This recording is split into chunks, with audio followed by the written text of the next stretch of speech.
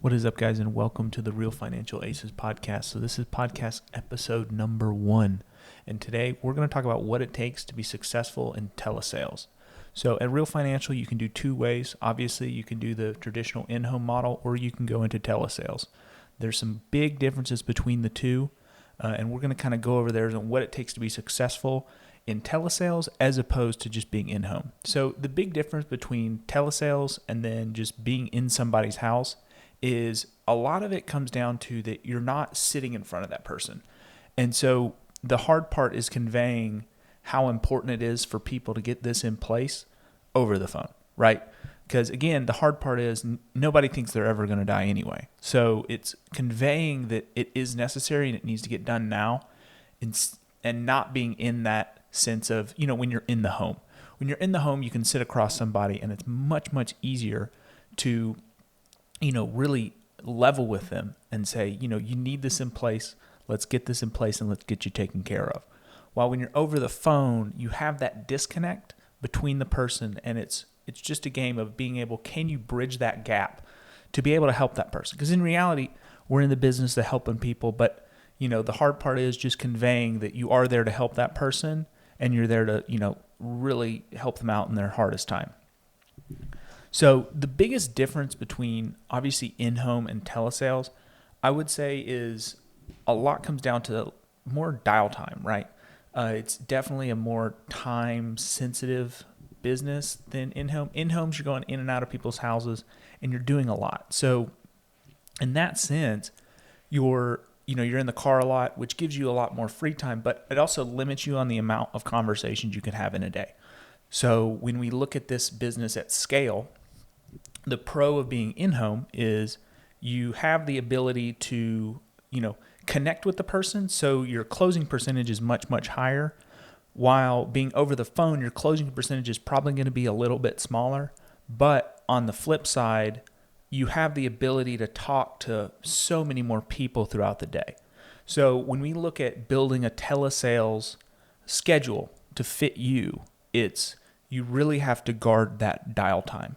I know this gets talked about a lot of just being able to guard that time that you are on the phone. And with telesales, it's no different. When you're going in and making those dials, you're sitting on the phone for a long time. You're getting told no, you're getting told everything.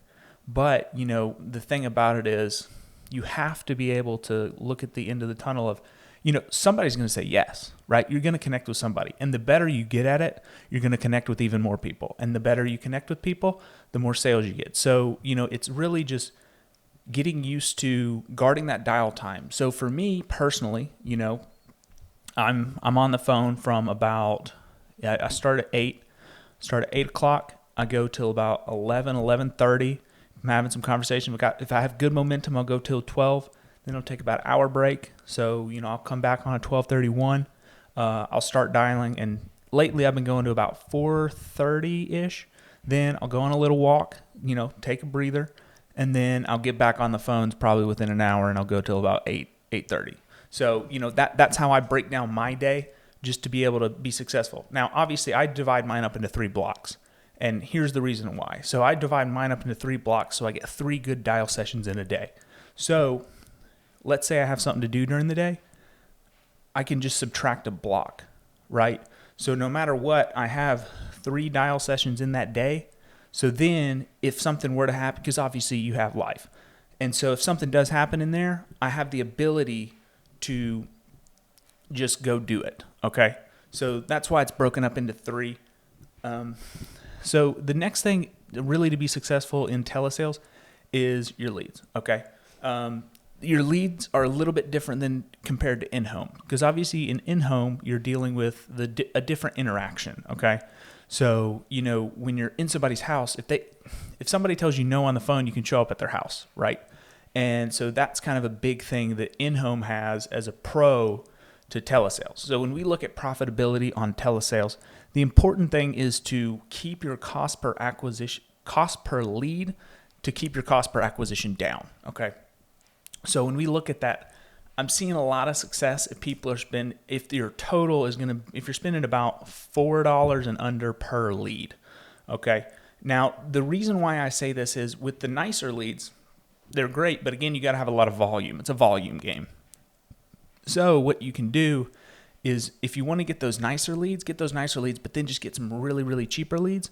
So you're having more conversations, because the last thing you want to do is really hit those, high dollar leads a lot, and then they don't want to pick up the phone. Okay. So it's about spacing it out and being able to have enough quantity to be successful, right?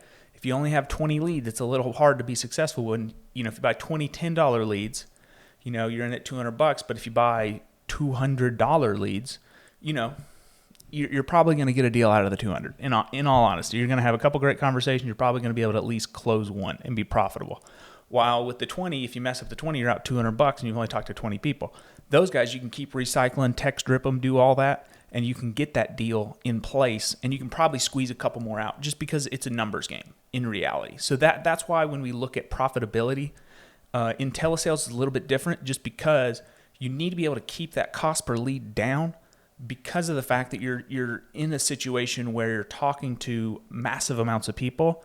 So it's good to be talking to new people all the time instead of talking to the same people, because eventually your lead pool is going to get lower and lower and lower. What you need is numbers and quantity, and then you can sift through that way.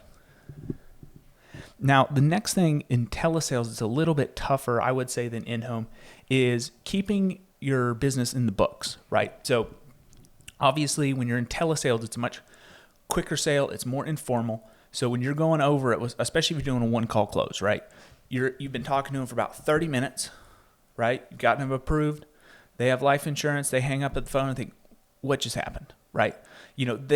It's kind of like, well, what just happened? So, the next step with telesales is really being able to convey, set yourself into an authority position to be able to let them know that, you're looking out for them, but also being able to solidify that deal so it stays on the books. Okay. Because, you can write a bunch of policies, but if they don't issue and you don't get paid, you really didn't do much anyway. So, it's really about keeping those on the books. And, there's tons of ways that you can look at that. So when we look at keeping things on the books, making sure, if they're direct express, just making sure that goes through, right? I have that all the time, making sure that there's funds in there. So, if they're saying, I want to start this now, but they don't have any funds for it, you're not going to get paid. If they get paid on the 3rd, set it up on the 3rd. Make sure you get that taken care of. And also making sure it's also your responsibility to make sure that they're not getting something that's too expensive for them. Because, I'd rather keep a thing of business for $20 a month that they're never going to cancel than upsell them to something that's $40-$50 a month and they're going to cancel on you, and at that point you lost all your money in the first place. So, it's better to put yourself in a professional position to be able to keep that deal on the books, because the more you keep on the books, that's where you really, really see the growth in your insurance agency. And then another great thing is just build relationships over the phone after the deal. So, once you get that deal done, make sure that you're sending a text saying, hey, Miss Jody, it was great talking to you today. Keep notes. Remember what they went through, daughter's name, any of that. Say, hey, I'm glad we got you got your daughter Sheila protected in case something were to happen to you. She doesn't have to deal with that final burden. It was so fantastic to meet with you today. I'm happy to, if you need anything, just let me know. I'm your insurance agent for life, right? Being able to solidify that deal, because what happens a lot of times is they get off the phone and they don't realize what just happened, right? We go in, we're going for, especially on a one-call close, we're going for a one-call close, and then, they hang up the phone and they go, what just happened, right? Got insurance, I got all that. They wanted it. But then they kind of have a buyer's remorse of, I just signed up for this and I don't quite understand it, because again, it's a lot of information in a short amount of time. So being able to just put yourself in the authority position and also just follow up with them, right? So then they're not going to charge back, because if the next guy calls, he's going to say something, she's going to go, nah, I'm with Brant, right? It completely changes the dynamic to where you become that guy, okay? With all that being said, the next thing we're going to go over is how to really do well at telesales, especially starting out, because I think that's the hardest part. The learning curve of being successful at telesales is a little bit different than, say, going to somebody's house, right? can door knock all day. If you want the most profitable way to do insurance, buy like a couple leads, okay? Go to the neighborhood and then just door knock everybody else, right? You'll find somebody. I mean, in reality, if you're a nice person, walk up there, you say, hey, I was helping such and such down the road. I just wanted to check in to see if you guys have everything taken care of. You can get a sale that way. Now, when we look at telesales, it's a little bit different of a game. You got a lot of leads, and the question is, how are you able to keep up with those? So, the first thing that I would say, if you're starting off, depending on how much money you have, right? That's the important thing. If you have a lot of money, you can treat it a little bit different. But, if you're on a limited budget, you're going to approach it a little bit differently. So this is going to be more for people who are on a little bit more of a limited budget. The best way to just make sure you do get profitable, and then you can kind of move from there, okay? So the first one would be just use a CRM of some sort. Now, obviously at Real Financial, we do have a Real Relationships Pro, fantastic software. But again, that runs about $300 a month. Now, I would say it's worth it, right? Because when you look at that, you're able to talk to a lot of people, okay? And then the other thing is, don't be afraid to hand dial, if you're looking to get profitable right off the rip, the best thing would be buy some cheap leads, some 1 months, Age Lead Store, love those, really, really cheap leads. Then just hand dial them, call them. Say, hey, I'm just getting back to you. It was a little while ago. Did you ever get that taken care of? Just be a normal person. Call them, ask them. And if you buy cheap enough leads, eventually there's going to be one person who slipped through the cracks in reality. So, you just need to focus on finding that one person. And once you find them, at that point, if you paid, let's say $200-$300 for a big batch of leads, cheap leads, right? Odds are that AP is not going to be $300. It's going to be more than that. So immediately you're profitable. Then you can just go reinvest all of that right into a CRM. Then you can get fancy. Don't get bogged down on that first client, right? The first one can just be added to your CRM later. It's only hard if you got like 100 clients and you've never used a CRM and you got to put them all in. So, if we're looking at being profitable right off the beginning, it's going to be, let's go ahead, hand dial. If you can afford to get the Real Relationships Pro, I'd highly advise it. There's great drip texts on there. I mean, fantastic. So, you're able to get some deals in there. And so that's a great way to get profitable. But don't be afraid to just hand dial, call them up. And then, because again, you can figure it out. In worst case scenario, you can reach out to anybody, especially if you're at Real Financial. You can just reach out to anybody at Real Financial and they're happy to help you out, right? You can just say, hey, I need somebody to help this out, close it. Boom. They can go and you split it. You're probably going to make money, right? So, that's another one. And, just don't think about the systems too much. I made this mistake. I invested too much into necessarily systems in the beginning when I didn't really have any reason to have systems. I wasn't that good. So that was the thing. You're buying all this stuff, making sure that every lead, whatever. When in reality, what I should have done is just call people, because that's the hardest part, right? Just make sure that you're calling people. And as you start to call more and more people, you're going to have more and more conversations. You're going to close some deals, and then you can figure all that later. Focus on getting money into your business before you focus on spending money to grow your business, right? Invest, get your money back out, and then go back and just do it again. Just keep going. Because again, you have to be able to put money into your business to stay in business. If you're not making money, you're going to go out of business.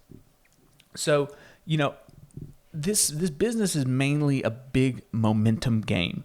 And what do I mean by this? So when we look at, being successful, especially in insurance, it's big on momentum because we have a lot of people will fall off. Okay. So especially in telesales, you're going to have chargebacks, right? Those are a thing. People fall off, all that stuff it's going to happen. So what we want to do is minimize that. And, there's a lot of ways you can do that.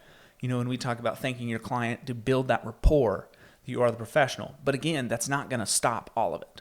So, the big thing is you have to be able to keep momentum in your business in order to keep everything on the books. So what do I mean by this?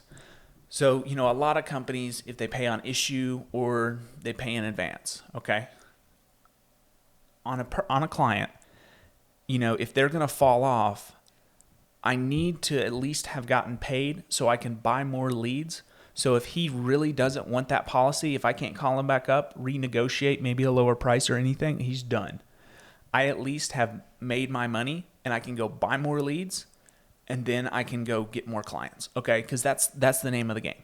If you run out of momentum, you don't have a business, right? And so too often, I've had it happen where you get a lot of chargebacks. Well, when you get those chargebacks, do you have enough to keep that going, right? You got to keep going. And so it's a big momentum game of, don't go I'm guilty of it. I went to France like at the beginning of this month, but that was a prior thing. But again, I broke the momentum, right? You break the momentum. When you break that momentum, that's when you run into a problem. Because as long as you're continuing to produce, those deals that will fall off are less of a big deal if you keep more on the books, right? That's the important thing.